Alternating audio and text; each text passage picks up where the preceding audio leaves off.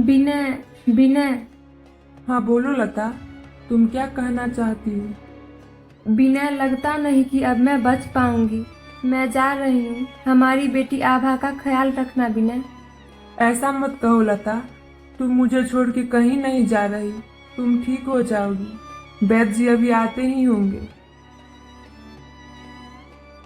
लता कई वर्षों से बीमार थी और अंत में उसकी मृत्यु हो जाती है। लता और विनय की एक प्यारी सी बेटी भी होती है जिसका नाम आभा था। बेटा विनय, लता को गए 1 वर्ष बीत गए हैं। तुम दूसरी शादी क्यों नहीं कर लेते? मैं ऐसा नहीं कर सकता। आप तो जानती है कि सौतेली माँ कैसी होती है। अगर मैं दूसरी शादी करता हूँ तो फिर क्या वो आभा को अपनी बेटी मानेगी? क्या वो उससे प्यार करेगी? हाँ बेटा, मेरी नज़र में एक लड़की है। वो बहुत अच्छी है। मैं जानती हूँ कि वो तुम्हारी बेटी का ख्याल जरूर रखेगी। सभी लोगों के कहने से विनय दूसरी शादी के लिए मान जाता है। विनय सीमा नाम की लड़की से शादी करता है। सीमा एक अच्छी लड़की थी। वो आभा से बहुत प्यार करती थी। सीमा, तुम मेरी बेटी से प्यार तो करोगी ना? हाँ, मैं आभा को कभी भी माँ की कमी नहीं महसूस होने दूंगी। और एक और बात, अब से आभा बस तुम्हारी बेटी नहीं, मेरी भी बेटी है। सीमा शुरू शुरू में आभा का खूब ख्याल रखती, उससे प्यार भी करती। लेकिन जब से उसने अपनी बेटी नीभा को जन्म दिया, तब से वो आभा की ओर ध्यान भी नहीं देती। माँ, मुझे कुछ खाने को दे दो, बहुत भूख लगी है। तुझे दिख नहीं रहा मैं नीभा को सुला रही हूँ? भगवान ने तुझे हाथ पैर तो दिया ही है। जा, उसे चला और खाना ले आ।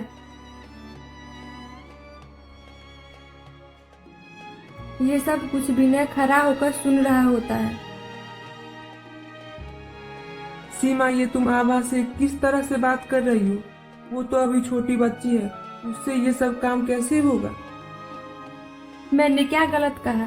तुम्हें दिख नहीं रहा मैं अभी नीभा के पास हूँ? क्या वो खुद से खाना भी नहीं ले सकती? अब तो इतनी छोटी भी नहीं है।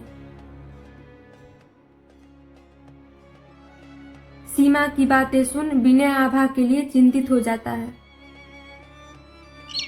ऐसे ही समय बीतता है।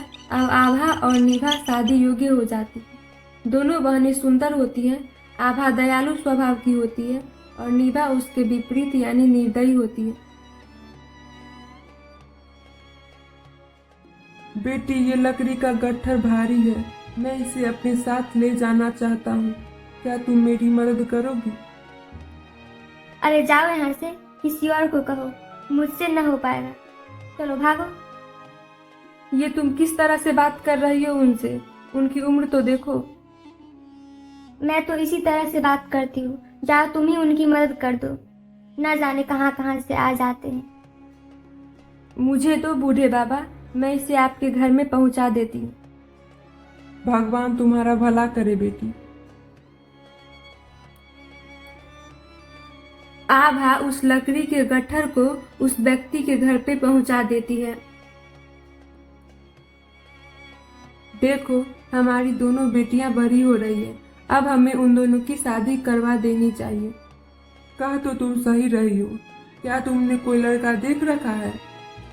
हाँ, मैंने एक लड़का के बारे में पता किया है। वह मेहनती है, अपने पड़ोस के गांव में रहता है। उसका नाम दीपू है। वह हमारी आभा के लिए ठीक रहेगा। उसका घर परिवार तो ठीक है ना? मैं उसका घर देखना चाहता हूँ। तुम्हें क्या मुझ पे विश्वास नहीं? मैंने कहा ना कि लड़का अच्छा है। वह काफी मेहनती भी है। फिर तुम्हें किस बात की चिंता? मैं खुद वहाँ जाके आई हूँ। मैं जानता हूँ तुम उसकी माँ हो। तुम उसके बारे में कभी बुरा नहीं सोचोगी।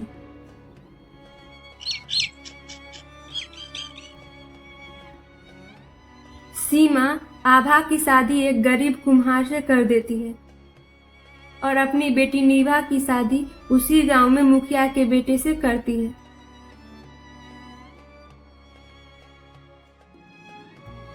सीमा, तुम जानती थी कि दीपू एक गरीब कुम्हार है।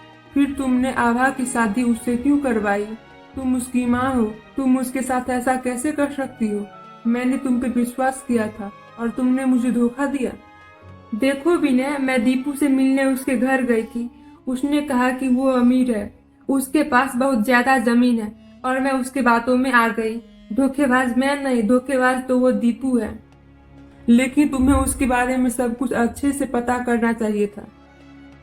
अब कुछ नहीं हो सकता, जिसके नसीब में जो लिखा होता है वही होता है। हम आभा के नसीब को बदल तो नहीं सकते हैं, उसके कर्मों का फल उसे मिल रहा है।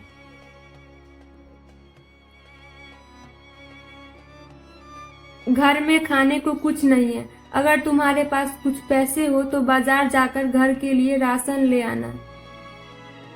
मेरे पास तो पैसे नहीं है, मैं क्या करूं? मुझे तो एक ही काम आता है, मिट्टी के बर्तन बनाना, और आजकल तो कोई भी मिट्टी के बर्तन खरीदता ही नहीं। काश हमारे पास जमीन होती तो हम उस पे खेती करते। तुम्हारी बहन तो मुखिया जी की बहू है, वो लोग तो बहुत अमीर है। तुम उन लोगों से मदद मांग के देखो, कहीं वो हमारी मदद कर दे।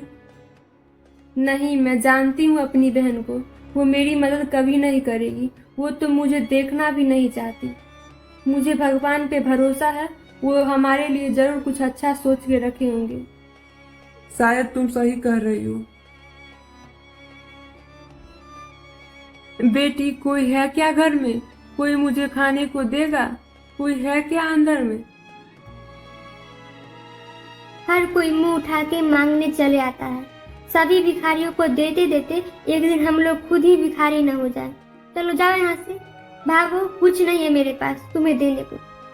पता नहीं ये लोग कहाँ कहाँ से आ जाते हैं। वो बूढ़ी महिला वहां से निराश होकर चली जाती है और फिर वो आभा के घर जाती है। कोई है क्या घर में? कोई मुझे खाने को देगा? ये लीजिए, मेरे घर में इतना ही चावल था, ये आप ले लीजिए। बेटी, तुमने मुझे जितना दिया है, भगवान तुम्हें उससे कई गुना ज्यादा दे। तुम अपने जीवन में खुश रहो। बूढ़ी महिला वहां से चली जाती है। रात हो जाती है, सभी लोग सो जाते हैं। सुबह में जब आभा उठती है तो अपने घर के कोने में एक सोने की कुम्हार की चाक देख चौंक जाती है।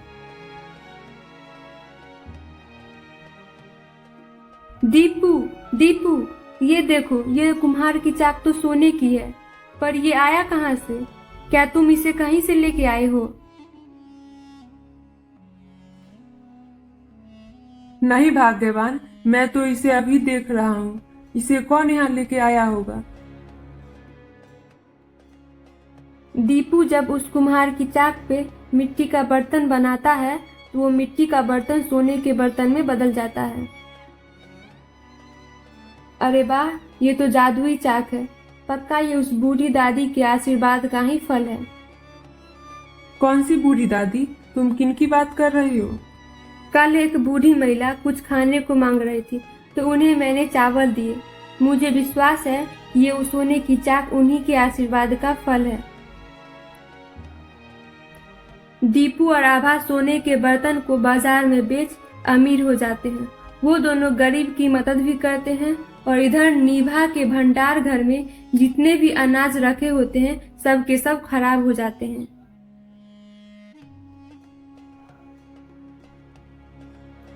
ये क्या हो गया? सारा अनाज खराब हो गया। इनमें तो कीड़े भी लग गए। अब तो ये बाजार में बिकेंगे भी नहीं। ये सब मेरे कारण ही हुआ है। ये सब मेरे कर्मों का ही फल है।